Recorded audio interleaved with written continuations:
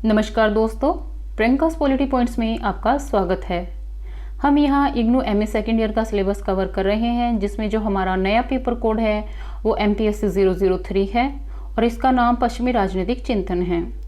इससे पहले हमने पेपर कोड MPSC 001 जिसका नाम भारत और विश्व है को कंप्लीट किया है। आप इनकी वीडियो इसी प्लेटफॉर्म पर देख सकते हैं।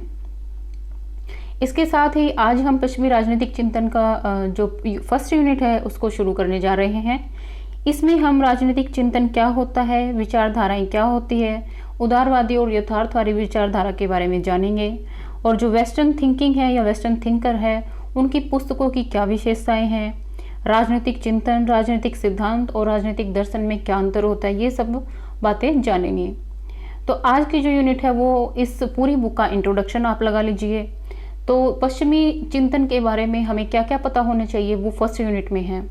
तो ज़्यादा समय नहीं लेते हुए आज से हम अपना जो वेस्टर्न थिंकर के बारे में है वो शुरू कर देते हैं। बहुत ही ध्यान से हमें ये बुक करनी है क्योंकि सबसे ज़्यादा वेटेज अगर हम नेट के एग्ज़ाम में देखें तो इसी बुक का रहता है। जो वेस्टर्न थिंकर है उनकी आइडियोलॉजी क्या क्या है, उनकी बुक्स कौन सी है, कौन सी बुक कब छपी है। कई बार हमें सीक्वेंस में भी पूछ लिया जाता है, कई बार हमें बुक्स भी पूछ ली जाती है। कई बार बुक्स दे करके हमें जो राइटर है उनके सामने उनका मिलान करना होता है। यानी इस टाइप से वेस्टर्न थिंकर के क्वेश्चन सबसे ज़्यादा पाए जाते हैं। या फिर वन लाइनर थॉट भी उनकी पूछ ली जाती है, तो हमें ध्यान देना है, ध्यान से समझना भी है क्योंकि कंसेप्चुअल क्वेश्चन आते हैं। और कौन सा थिंकर क्या कहना चाह रहा है, काफ़ी डीप ये वाला जो पेपर है काफ़ी डीप है, तो हम आराम से ध्यान से पढ़ेंगे और अपने एग्ज़ाम में इसकी हेल्प लेंगे। तो ज़्यादा टाइम न लेते हुए हम अपना जो चैप्टर है वो शुरू कर लेते हैं। सबसे पहले आते हैं प्रस्तावना। प्रस्तावना में हमें बताया गया है कि राजनीतिक चिंतन वहाँ प्रारंभ होता है जहाँ वर्तमान राजनीतिक व्यवस्था को बदलकर नई राजनीतिक व्यवस्था लाभ पाने की संभावना के प्रति जागरूकता होती है। कृषि के आविष्कार के साथ जब से व्यवस्थित जीवन प्रारंभ हुआ तभी से धीरे धीरे राजनीतिक संगठनों के विभिन्न स्वरूप भी प्रारंभ हुए। प्रधानतः यह स्वरूप राजतंत्र का था, किंतु प्राचीन यूनानी सभ्यता में अनेक प्रकार के राजनीतिक स्वरूप देखने को मिलते हैं, जो अरस्तु द्वारा 158 देशों संविधानों के अध्ययन और विभिन्न प्रकार की राजनीतिक प्रणालियों के विस्तृत विवरण के में परिलक्षित होते हैं। बहुत अधिक विभिन्नता होने पर तथा उस पर चलते वाद विवाद के कारण पश्चिमी राजनीतिक चिंतन यूनानियों से प्रारंभ होकर आज तक चल रहा है। राजनीतिक चिंतन निम्नलिखित 5 बातों से संबंधित है। पहला, विद्यमान व्यवस्था में बिल्कुल अलग हटने और नई शुरुआत करने के लिए वर्तमान नीति को प्रभावित करने, बदलने और संशोधित करने के लिए नए विचार, मान्यताओं और प्रस्तावों का प्रतिपादन करना। पाश्चात्य चिंतन की पूरी जो क्लासिकल या फिर शास्त्रीय परंपरा उपयुक्त प्रस्तावों के लिए पर्याप्त विविधता उपलब्ध कराती है। दूसरा, राजनीतिक सिद्धांत राज्य शक्ति का विभाजन, कानूनी ढांचा, प्रतिनिधित्व के विभिन्न प्रकार तथा अन्य सामाजिक विज्ञानों से संबंध आदि विषयों से संबंधित सिद्धांतों जैसे कि राजनीतिक संरचनाओं और संस्थाओं से संबंध रखते हैं। तीसरा, राजनीतिक दर्शन प्रामाणिकता की खोज में यह पता लगाने के लिए कि एक बड़े ढांचे के रूप में उपलब्ध की तुलना में क्या होना चाहिए। चौथा, राजनीतिक चिंतन राजनीतिक विज्ञान विषय का मूल भाग है, जो इसे मूल संकल्पनाएं और साधन उपलब्ध कराता है तथा जिसकी सहायता से इस शाखा के अन्य उप क्षेत्र स्वाभाविक रूप से जुड़े हुए हैं। पांचवा और लास्ट है, पाश्चात्य राजनीतिक चिंतन भारतीय या चीनी राजनीतिक चिंतन आदि जैसे विभिन्न सभ्यताओं के साथ प्रारंभ और विकसित हो रहे हैं। विभिन्न प्रकार के राजनीतिक सिद्धांतों का तुलनात्मक अध्ययन। सबसे पहले हम बात करेंगे कि राजनीतिक चिंतन क्या है। यहाँ से हमारा चैप्टर मुख्य रूप से शुरू हो जाता है। राजनीतिक चिंतन बहुत सारे राजनीतिक विचारकों के प्रारंभ से लेकर अंत तक के राजनीतिक विचारों का विवरण है। यह राजनीति, राज्य और सरकारों के विषय में विचारकों द्वारा व्यक्त किए गए विचारों का कुल योग है। इसकी प्रकृति ऐतिहासिक है क्योंकि इसका वर्णन इतिहास के रूप में किया गया है। यह ऐसे विषयों का विश्लेषण, जांच और मूल्यांकन करता है जो सभी से संबंधित है और जो चिरस्थायी दिलचस्पी के हैं, चाहे प्रत्येक राजनीतिक सिद्धांत शास्त्री एक विशेष राजनीतिक वास्तविकता से ही संबंध क्यों न हो। यह सामान्य जनता को ध्यान में रखकर लिखे जाते हैं। यह एकांतवासी तक सीमित नहीं होते, क्योंकि राजनीतिक प्रक्रियाओं, संस्थाओं तथा नेताओं में एक नज़दीकी संबंध होता है। सामान्यतः राजनीतिक सिद्धांत संकटकालीन स्थिति में जो विचारों को उत्तेजित करने का काम करते हैं, अधिक फूलते फूलते हैं, किंतु यह आवश्यक नहीं कि सभी संकटकालीन स्थितियां राजनीतिक सिद्धांतों को जन्म दें। राजनीतिक चिंतन राजनीतिक परंपराओं के चिंतकों के दर्शन का विवरण, विश्लेषण, अभिव्यक्ति और मूल्यांकन है। जहां यह विचारों के समूह के रूप में हम तक पहुंचता है, वहां यह एक परंपरा होता है। यह शेष रह गए विचारों का कुल योग है और उसका संग्रह है जो परिवर्तित होता है एवं निरंतर चलता रहता है। यह वह है जो हमारी परिस्थितियों का निरंतर उत्तर प्रस्तुत करता है। जो पुराना पड़ जाता है वह परंपरा का भाग नहीं बनता। राजनीतिक चिंतन मूल्यों और प्रतिमानों को पहचानने का प्रयास करता है और उन्हें किसी विशेष राजनीतिक रुझान का अभिन्न अंग बना देता है। यदि हम पाश्चात्य राजनीतिक सिद्धांत की मूल विषय वस्तु को पहचानने की कोशिश करें, यह स्वतंत्रता और स्वतंत्रतावादी, प्रजातंत्र और प्रजातांत्रिक परंपरा, समानता और बराबरी जैसे मूल्यों के आसपास ही घूमता है। राजनीतिक चिंतन जैसा कि यह विद्यमान रहा है और जैसा कि यह उदाहरण के लिए भारत में है, राजनीतिक, आध्यात्मिक, सामाजिक जीवन आदि में नीति संबंधी या नैतिक मूल्यों को स्थापित करने की कोशिश करता है। राजनीतिक चिंतन मुख्य रूप से राज्य का अध्ययन है। जहाँ तक समाज राज्य को प्रभावित करता है, वहाँ यह समाज का भी अध्ययन करता है। यह राज्य के राजनीतिक जीवन और सामाजिक जीवन का अध्ययन करता है, क्योंकि ये अलग अलग होने पर भी आपस में जुड़े हैं। इसी प्रकार यह आर्थिक संस्थाओं और प्रक्रियाओं पर भी ध्यान देता है। जहाँ तक कि यह राजनीतिक तंत्र और प्रक्रियाओं को प्रभावित करता है, यह नैतिक प्रश्नों पर भी ध्यान देता है, क्योंकि अंततः यह एक उपयुक्त और अच्छे राजनीतिक तंत्र से संबंधित होता है। अब बात करते हैं कि राजनीतिक चिंतन, राजनीतिक सिद्धांत और राजनीतिक दर्शन में क्या अंतर होता है। देखिए, राजनीतिक चिंतन यानी कि पॉलिटिकल थॉट और राजनीतिक दर्शन यानी कि पॉलिटिकल फिलोसफी शब्दों का प्रयोग अदल बदल कर एक दूसरे के लिए किया जाता है। जब हम राजनीतिक चिंतन के इतिहास के बारे में पढ़ते हैं तो हमारा अभिप्राय शास्त्रीय परंपराओं से होता है, जो प्लेटो से आरंभ होकर मार्क्स के साथ समाप्त हो गई। वैसे जर्मिनो और मैकिंटायर दोनों ही हेगल के दर्शन को शास्त्रीय परंपरा का अंत मानते हैं, क्योंकि ये दोनों ही मार्क्स को केवल हेगल के विचारों की व्याख्या करने वाला मानते हैं। महान दार्शनिकों की पुस्तकों में न केवल उन समस्याओं का वर्णन है जिनका उनमें समय में सामना किया गया, बल्कि उनमें उनका परीक्षण, जांच और अनुभव भी प्रतिबिंबित होता है। इस प्रकार कहा जा सकता है कि राजनीतिक दर्शन किसी काल विशेष के दार्शनिक विशेष का राजनीतिक चिंतन होता है, लेकिन राजनीतिक दर्शन किसी राजनीतिक विशेष के राजनीतिक चिंतन से बड़ा होता है। यह एक युग का या एक समाज का राजनीतिक चिंतन होता है। राजनीतिक चिंतन राजनीतिक दर्शन से भी बहुत करीब से जुड़ा है। यह राजनीतिक विचारों को स्पष्ट रूप से बताता है, दर्शाता है और उन्हें कालक्रम में स्थित करता है। इसलिए राजनीतिक दर्शन में राजनीतिक चिंतन सम्मिलित होता है, यानी कि राजनीतिक दर्शन बड़ा है, राजनीतिक चिंतन उसमें सम्मिलित होता है। वैसे समस्त राजनीतिक चिंतन राजनीतिक दर्शन नहीं होता। राजनीतिक दर्शन और दर्शन में अंतर मनोवृत्त या सिद्धांत का नहीं है, बल्कि विषय वस्तु का है।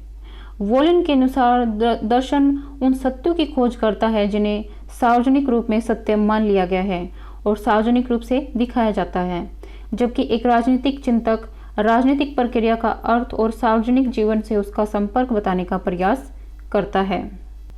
राजनीतिक चिंतन एक ऐतिहासिक वर्णन है जो मुख्य रूप से वर्णनात्मक होता है। राजनीतिक चिंतन अपने दृष्टिकोण में ऐतिहासिक होने के साथ साथ प्रेषण विषयक, अनुभव मूलक, क्रियात्मक, तुलनात्मक तथा वैज्ञानिक भी होता है। राजनीतिक सिद्धांत किसी विचार विशेष की संकल्पनाओं और विचारों से संबंधित होते हैं। उनका जांच करने का तरीका तुलनात्मक और व्याख्यात्मक होता है। अब जानेंगे राजनीतिक चिंतन और राजनीतिक विज्ञान के बीच का संबंध। देखिए, राजनीतिक चिंतन अनेकों राजनीतिक दार्शनिकों के दर्शनों का संकलन है। प्रत्येक राजनीतिक दार्शनिक अपने समय के राजनीतिक विषयों पर अपने सिद्धांत बनाता है। प्रत्येक राजनीतिक दार्शनिक अपने समय के और समकालीन युग के राजनीतिक विचारों पर चर्चा करता है। इसी अर्थ में यह कहा गया है कि प्रत्येक दार्शनिक अपने युग की संतान होता है।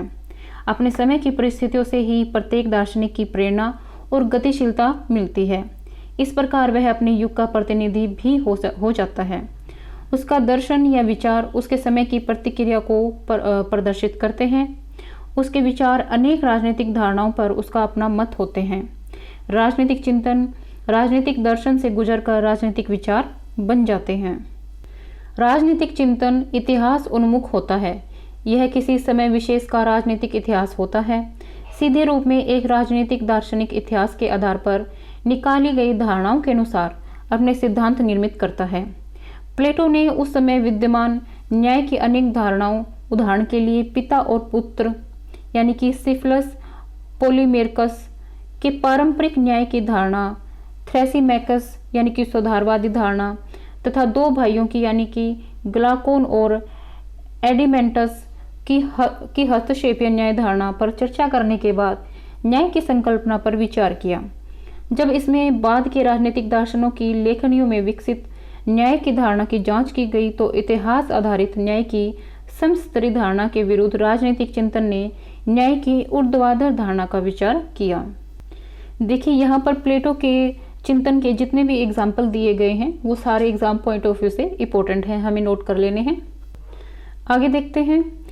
इतिहास राजनीतिक विज्ञान से कभी कभी ही संबंधित है और वह भी तब तक जब तक कि वह राजनीतिक लक्षणों को समझने में सहायक होता है। यह समझकर पता लगाता है कि राजनीतिक विज्ञान और राजनीतिक चिंतन दोनों शब्दों में बहुत अंतर है। इतिहास राजनीतिक चिंतन का एक विशेष लक्षण है जबकि राजनीतिक विज्ञान की विशेषता विज्ञान है। राजनीतिक विज्ञान की विशेषता क्या है? विज्ञान है। राजनीतिक चिंतन की प्रकृति दार्शनिक है जबकि राजनीतिक विज्ञान की अनुभव मूलक।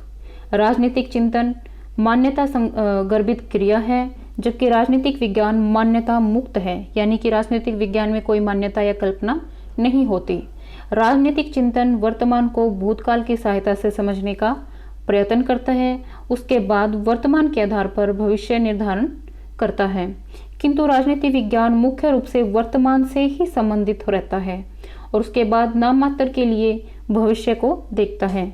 इन अंतरों को छोड़कर बहुत कुछ ऐसा है जो दोनों को एक दूसरे से चाहिए होता है। राजनीतिक विज्ञान राजनीतिक चिंतन पर एक से अधिक तरीकों से निर्भर होता है। राजनीतिक चिंतन राजनीतिक विज्ञान को वह आंकड़े उपलब्ध कराता है जिसकी राजनीतिक विज्ञान जांच परख कर सकता है। एक राजनीतिक दार्शनिक के दर्शन की राजनीतिक विज्ञानी द्वारा वैज्ञानिक साधनों से जांच की जाती है कि वह आदर्शवादी था या वैज्ञानिक था। जब प्लेटो को राजनीतिक दर्शन का जन्मदाता और अरस्तु को राजनीतिक विज्ञान का जन्मदाता कहा जाता है तो उसके मूल में यह मजबूत तर्क है कि राजनीतिक आदर्शवाद की प्रेरणा प्लेटो ने दी जबकि राजनीतिक यथार्थवाद की प्रेरणा अरस्तु से आई।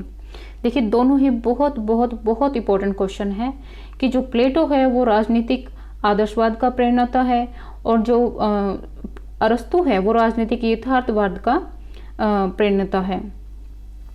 देखिए राजनीतिक विचारक अपने राजनीतिक दर्शन को प्रस्तुत करते समय वैज्ञानिक कार्य पद्धति की अवहेलना नहीं करते। कहा गया है कि अरस्तु ने अपने समय के राज्यों का विश्लेषण और वर्गीकरण करने के लिए तत्कालीन 158 संविधानों को पढ़ा और उनका परीक्षण किया। यदि विज्ञान का अर्थ गहराई से पठन, प्रयोग और अवलोकन करके अध्ययन करना और उस पर आधारित परीक्षण योग्य तथा संगत निष्कर्ष निकालना है तो होब्स और उससे पहले मैकियावेली ने भी अपने विचारों को व्यक्त करने के लिए वैज्ञानिक पद्धति का प्रयोग किया। एक और उदाहरण मार्क्स का है जिसके लिए कहा गया है कि उन्होंने समाजवाद का एक वैज्ञानिक सिद्धांत दिया है। यद्यपि ये सभी राजनीतिक सिद्धांत प्रतिपादित करने के लिए एक निश्चित निष्कर्ष पर पहुंच गए थे, लेकिन फिर भी बाद में हुए विकास ने उनके बहुत से निष्कर्षों को नकार कर दिया।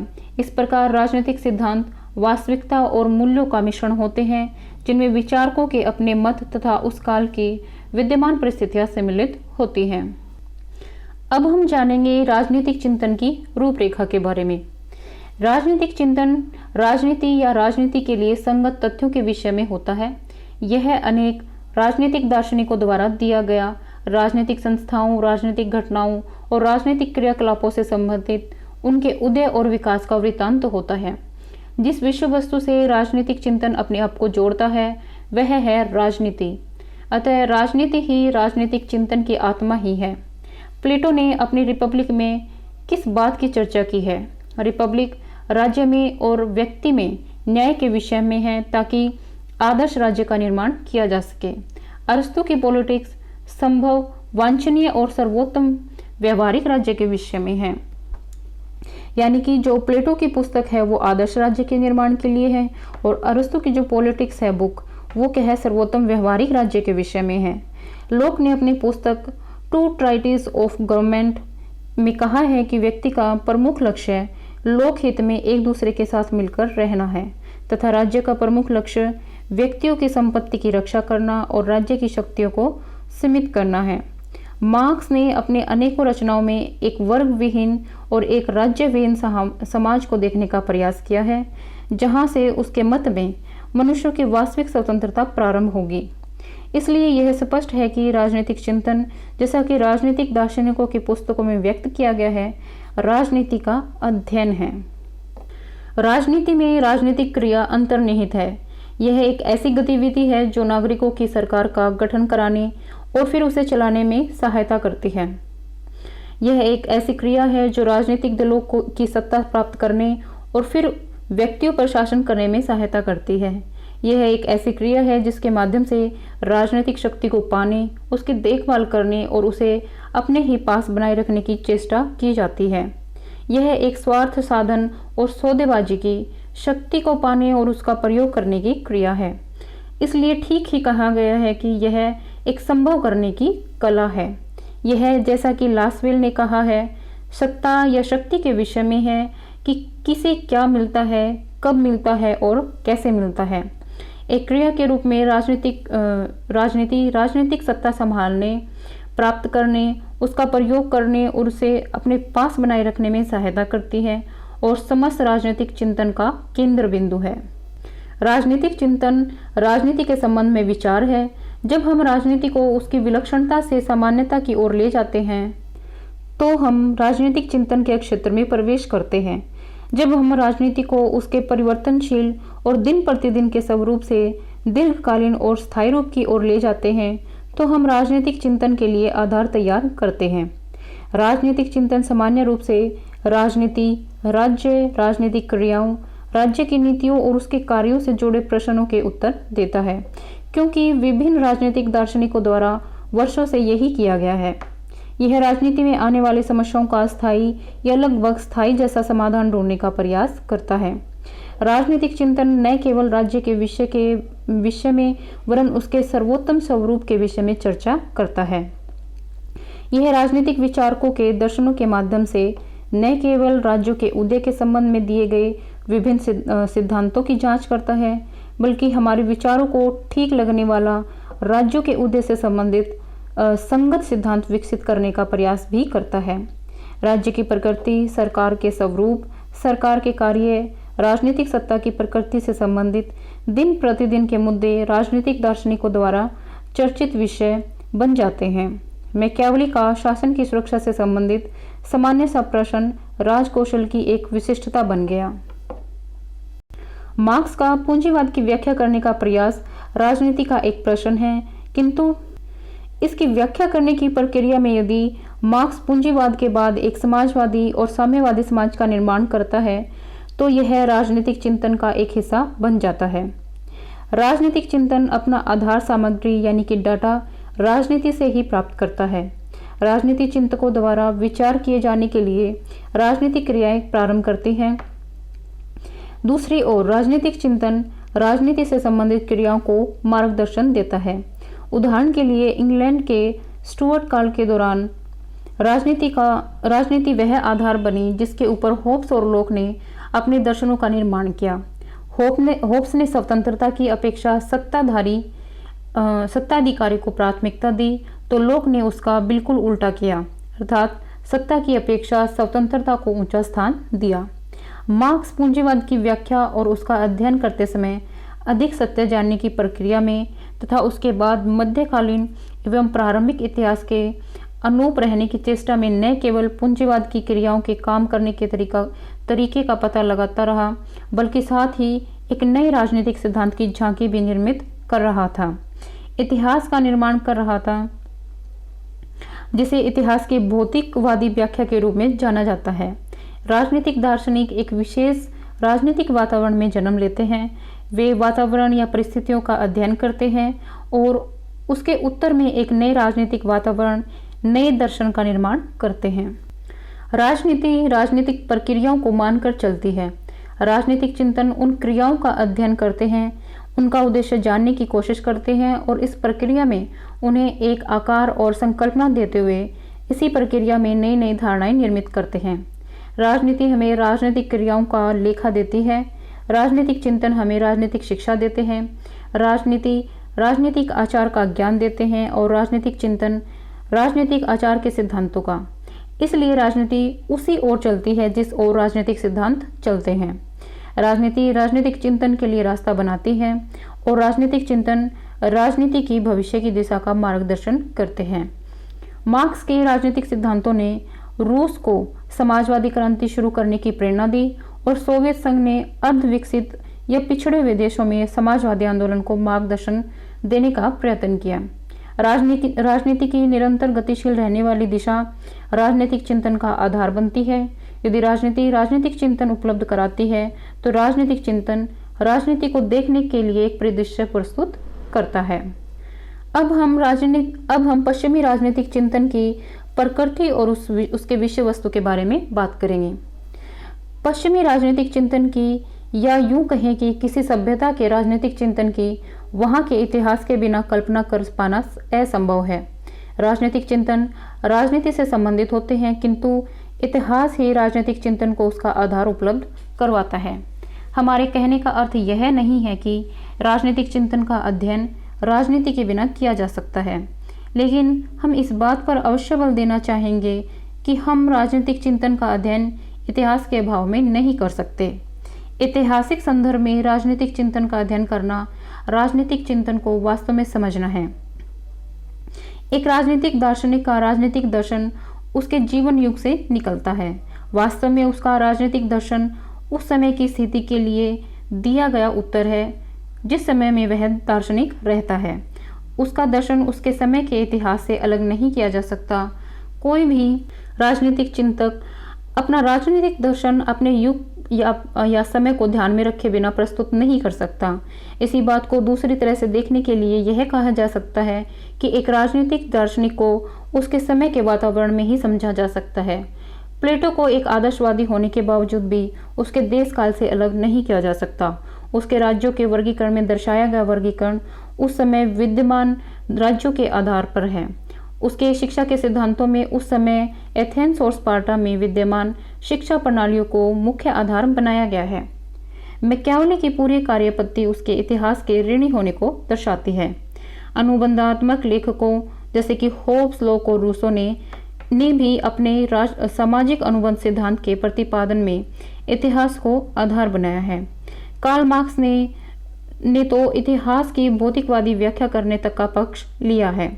इतिहास की निरपेक्ष स्थितियां सदैव यह नींव डालती है जिस पर राजनीतिक दार्शनिक अपने दर्शन का निर्माण करते हैं। इसके अतिरिक्त हम एक राजनीतिक विचारक के राजनीतिक दर्शन को केवल ऐतिहासिक संदर्भ में ही समझ सकते हैं। यदि एक राजनीतिक दार्शनिक को उसके समय से अलग कर दिया जाए तो हमें पोपर जैसे लोग ही मिल पाएंगे जिसने प्लेटो को मुक्त समाज का विरोधी के रूप में तिरस्कृत किया। एक संदर्भात्मक अध्ययन से ही सदैव किसी विषय को समझने का सुरक्षित तरीका है। बिना संदर्भ के कोई भी विषय नींव रहित संरचना होती है। मैकियावेली को पुनरुत्थान के संदर्भ में ज़्यादा अच्छी तरह से समझा जा सकता है। होब्स, लॉक जिनके मत में एक दूसरे के बिल्कुल विपरीत थे, के मतों को इंग्लैंड के गृह युद्ध यानी कि इंग्लिश सिविल वॉर के परिप्रेक्ष्य में अधिक अच्छी तरह से देखा जा सकता है। इसी तरह मार्क्स को यूरोप यानी कि पाश्चात्य समाज में विकसित हो रहे पूंजीवाद के संदर्भ में ही ठीक से देखा या समझा जा सकता है। पश्चिमी राजनीतिक दर्शन इतिहास पर आधारित है किंतु इसके इतिहास में, जैसे कि प्रोफेसर सेबाइन ने बिल्कुल ठीक कहा है, कोई अंतिम अध्याय नहीं है। यह विकसित हुआ और हो रहा है और वास्तव में सदैव विकसित होता रहेगा। यह एक विशेष तरह से विकसित हुआ है। आने वाले प्रत्येक दार्शनिक ने पहले के दार्शनिक के दर्शन या राजनीतिक विचारों को निरुद्देश्य बताया या उनकी आलोचना की और इसी प्रक्रिया में अपना नया दर्शन प्रस्तुत किया। अरस्तु ने प्लेटो के साथ ऐसा किया, लोक ने फिल्मर के साथ, बेंथम ने बेलक्सन के साथ, जॉन स्टुअर्ट मिल ने बेंथम के साथ तथा कार्ल मार्क्स ने हीगल, एडम स्मिथ और प्रोधन के साथ भी ऐसा ही किया। इस तरह पाश्चात्य राजनीतिक चिंतन विकसित हुआ। यह वाद विवाद के रूप में आगे चलता है, परिवर्तित होता है, किंतु लगातार बढ़ता रहता है। यह प्लेटो और अरस्तु के समय से निरंतर चलता आ रहा है।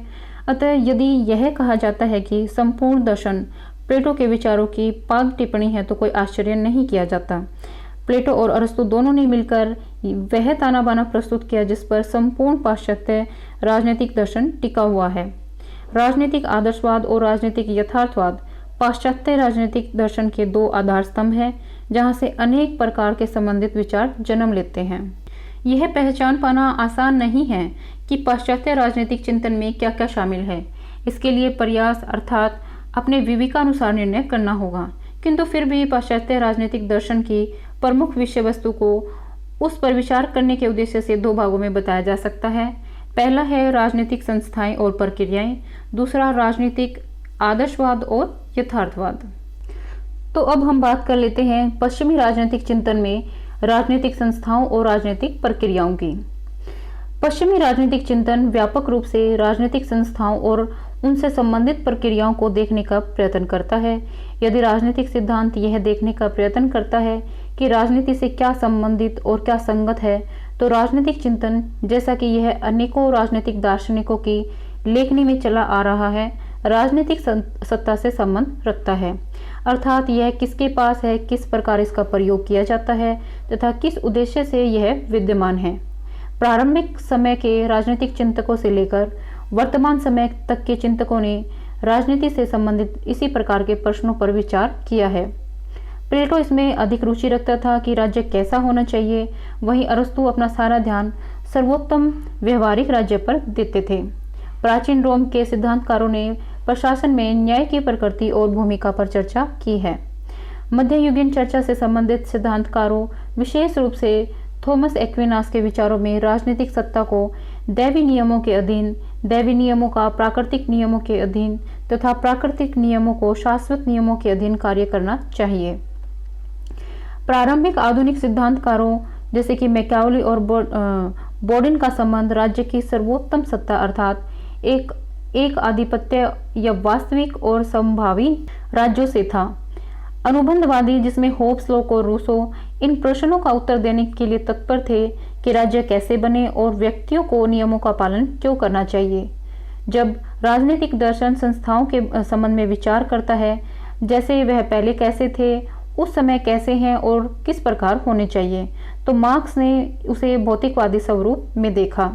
सेबाइन भी उस समय इसी तथ्य को स्पष्ट करता है जब वह कहता है कि राजनीतिक चिंतन अर्थात सिद्धांतकारों या राजनीतिक चिंतकों का एक प्रमुख कार्य केवल यह दिखाना नहीं है कि एक राजनीतिक प्रक्रिया क्या है अर्थात उसके समय की राजनीतिक प्रक्रियाएं क्या है, बल्कि यह दिखाना भी है कि उसका क्या अर्थ है।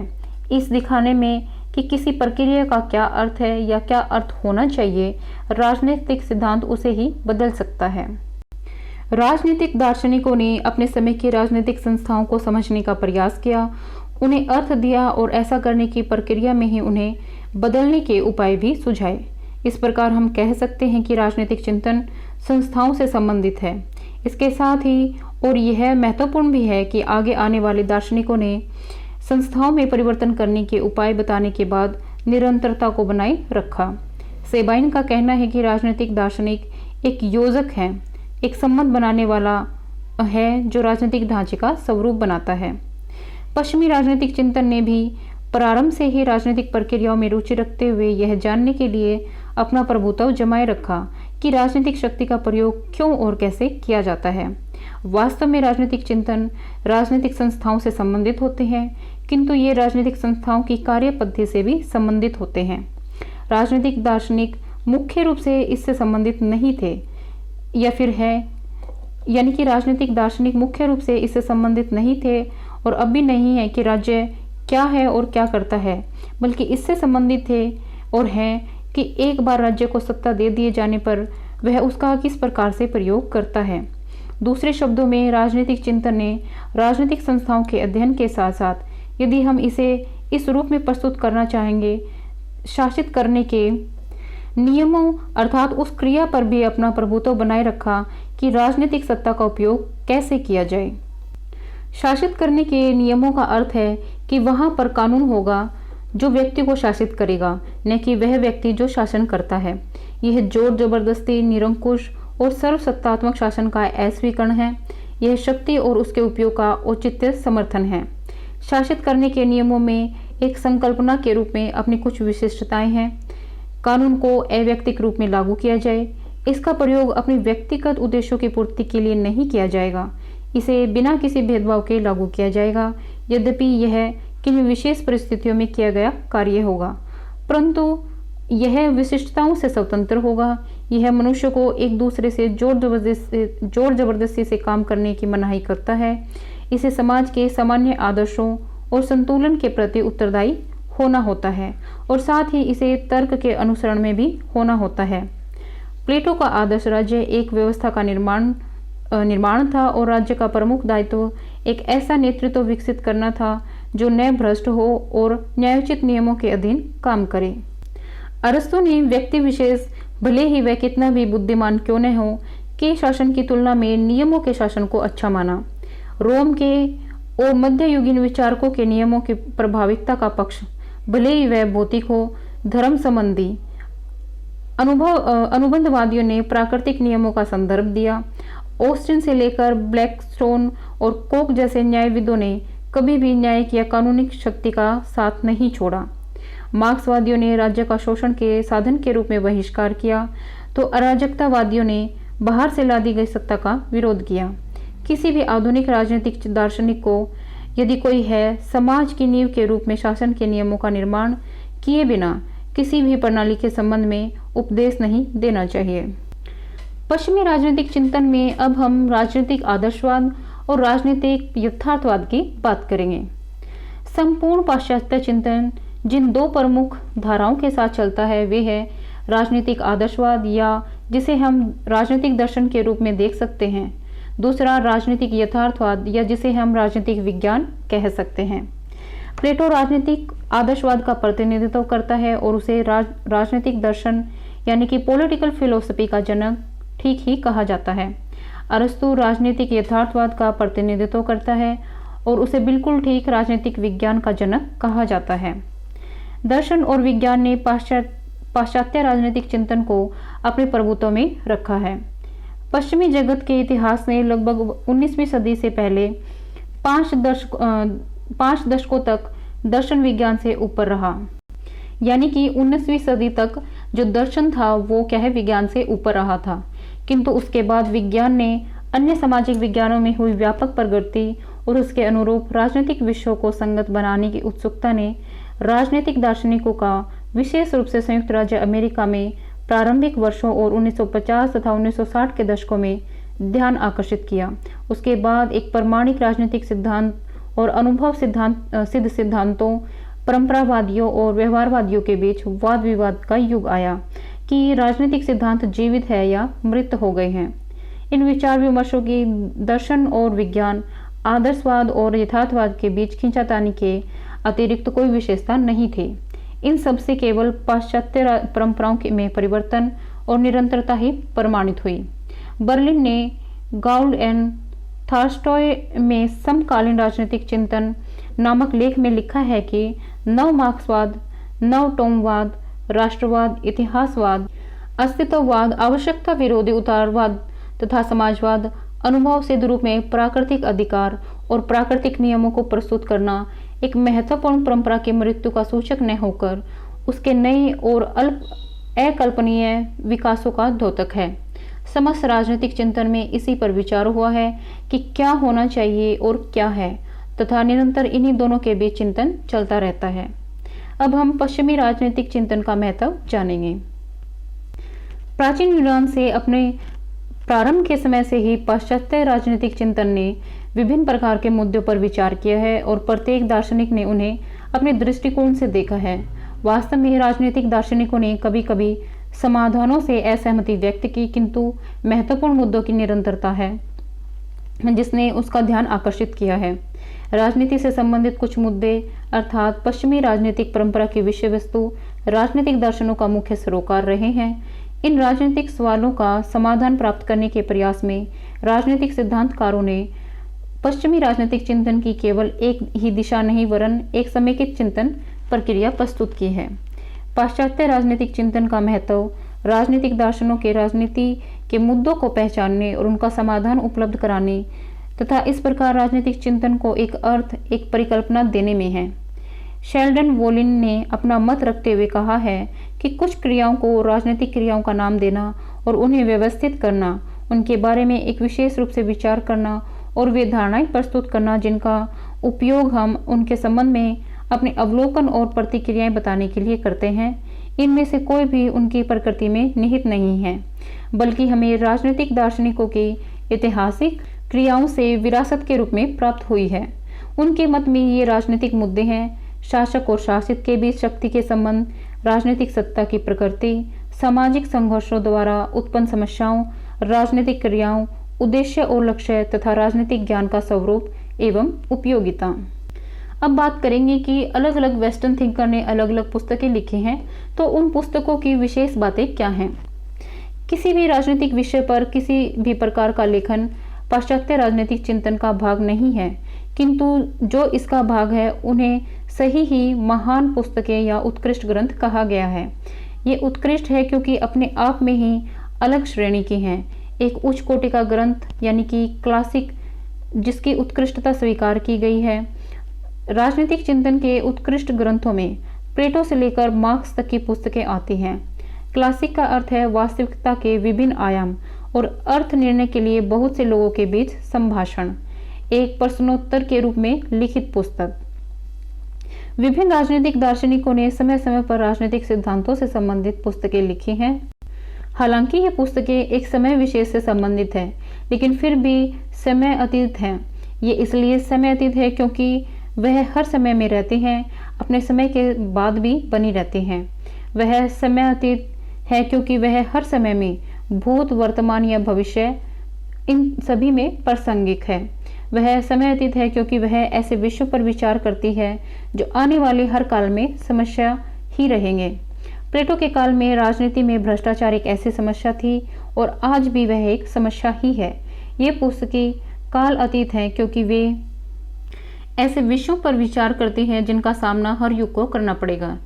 यह कालातीत है क्योंकि इनमें विवेचित विषय वस्तु हर समय में सभी परिस्थितियों में विद्यमान होंगी। ये कालातीत है क्योंकि ये चिरस्थायी रहती हैं। राजनीतिक सिद्धांत की पुस्तकें इसलिए असाधारण नहीं है क्योंकि इनमें जो लिखा गया है वह मौलिक है या कहने या किसने पहले कहा की तरह का है। बर्लिन का कहना है कि वर्ग संघर्ष, साधारण वर्ग या श्रमिक वर्ग, बुजुर्ग या मध्य वर्ग, क्रांति, अधिशेष मूल्य आदि जैसे मार्क्स द्वारा प्रयुक्त सभी शब्द उनके अपने नहीं थे। अर्थात मार्क्स ऐसे प्रथम व्यक्ति नहीं थे जिन्होंने उन शब्दों का प्रयोग किया, बल्कि पहले से कई विद्वानों ने उनका प्रयोग किया था। मार्क्स की विशेषता इनके प्रयोग में नहीं, बल्कि मार्क्स का योगदान इन शब्दों को नए और निश्चित अर्थ देने और सबसे अधिक उनके आधार पर नया राजनीतिक चिंतन प्रस्तुत करने में है। मौलिकता एक महत्वपूर्ण तत्व हो सकती है, किंतु एक राजनीतिक स्थिति को समझना और उसे दुनिया के सामने प्रस्तुत करना, उनकी नई व्याख्या करना स्वयं में अधिक महत्वपूर्ण है। यहीं पर मार्क्स का या किसी भी और राजनीतिक दार्शनिक का महत्व निहित है। राजनीतिक पाठ्यपुस्तकों ने शब्दों, चिन्हों, संकल्पनाओं, अवधारणाओं के माध्यम से व्यक्त एक विशिष्ट भाषा के विकास में बहुत योगदान दिया है, जो राजनीतिक दर्शन का शब्द भंडार बन गया है। रूसो द्वारा प्रयुक्त जनरल विल यानी कि सामान्य इच्छा की संकल्पना इस प्रकार की शब्द संपदा का एक उदाहरण है। स्टेट ऑफ नेचर यानी कि प्राकृतिक स्थिति, सिविल सोसाइटी यानी कि नागरिक समाज जैसे शब्द इसके अन्य उदाहरण हैं। अनेक दार्शनिकों द्वारा लिखी गई राजनीति की इन पुस्तकों ने हमारे साहित्य को समृद्ध बनाया है। आगे देखते हैं पश्चिमी राजनीतिक चिंतन की प्रासंगिकता क्या है। पश्चिमी राजनीतिक चिंतन इतिहास के ऊपर फैले हुए राजनीतिक सिद्धांत हैं। यह अनेकों राजनीतिक दार्शनिकों की पुस्तक का मूर्त रूप है। ये पुस्तकें राजनीतिक विज्ञान के क्षेत्र में लिखी गई हैं और समय की कसौटी पर खरी उतरी हैं। वे अपने अंतर्निहित मूल्यों के कारण कालातीत हैं। वे अपने चिरस्थायी विषय वस्तु, ध्वनि समझ, युक्तिपूर्ण तरीके और गहन विश्लेषण के परिणाम स्वरूप सदैव रोचक और निर्देशात्मक रहती है। ये बहुत प्रभावशाली है और वास्तव में सुझावात्मक भी हैं। राजनीतिक चिंतन की पुस्तकें इसलिए असाधारण नहीं हैं क्योंकि सभी जगह इनकी प्रशंसा की जाती है। वास्तव में न तो इनकी प्रशंसा होती है और न ही खंडन। प्लेटो की गणना कुछ दार्शनिकों जैसे बेकर, विल्डे, व्हाइट हैट आदि द्वारा बहुत उच्च कोटि के दार्शनिकों में की गई है। यहाँ तक कि उनका कहना है कि बाद का सारा दर्शन प्लेटो के सिद्धांतों की पाद टिप्पणी है, जबकि कुछ अन्य जैसे पोपर, क्रॉसमैन और विंसपियर आदि उनकी अधिनायकवादी, सर्वाधिकारवादी तथा प्रजातंत्र के शत्रु के रूप में भर्त्सना करते हैं। कार्ल पॉपर की पुस्तक लिखी हुई है जिसका नाम है open society and it's enemies, जो कि उन्होंने 1945 में लिखी थी और प्लेटो की आलोचना भी की थी। प्लेटो के अलावा मैकियावेली का भी उदाहरण लिया जा सकता है। बटरफील्ड आदि कैथोलिक लेखकों ने मैकियावेली की निंदा की, लेकिन एलन और ग्राम्सी और वोलिन सरीखे तटस्थ विद्वानों ने मैकियावेली की प्रशंसा की। राजनीतिक चिंतन की ये पुस्तकें इसलिए निरंतर बनी रहती हैं क्योंकि इनका लगातार अध्ययन किया जाता है, उनके अर्थों की व्याख्या की जाती है और उन पर विचार विमर्श किया जाता है। उनका किया गया प्रत्येक पठन उन्हें नई और पहले से भिन्न दिशा देता है। ये चिंतन में बहुत सहायक होती हैं और इनका यही स्वरूप सुझावात्मक होता है। प्लेटो अपनी साम्यवादी युक्तियों की औरों की स्वीकृति के लिए लादता नहीं है, बल्कि अपने मस्तिष्क को उत्तेजित करता है और अन्य संभव युक्तियों को सोचने के लिए क्रियाशील बनाता है। यह केवल सुझावात्मक ही नहीं है बल्कि मुख्य रूप से प्रेरणादायी भी है।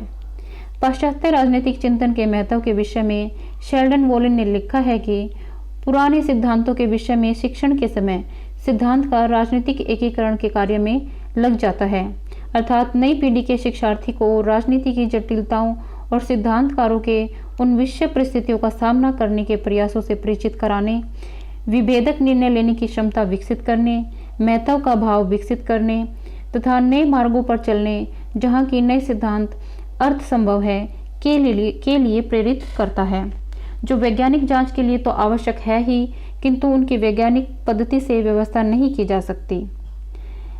डिल्थी का भी कहना है कि क्लासिकों का अध्ययन करने में हम अपने जीवन के अनुभव को महान विचारकों के अनुभव की सहायता से निर्मित करते हैं और उनके अनुभव के संपर्क से अपने अनुभव को और समृद्ध बनाते हैं।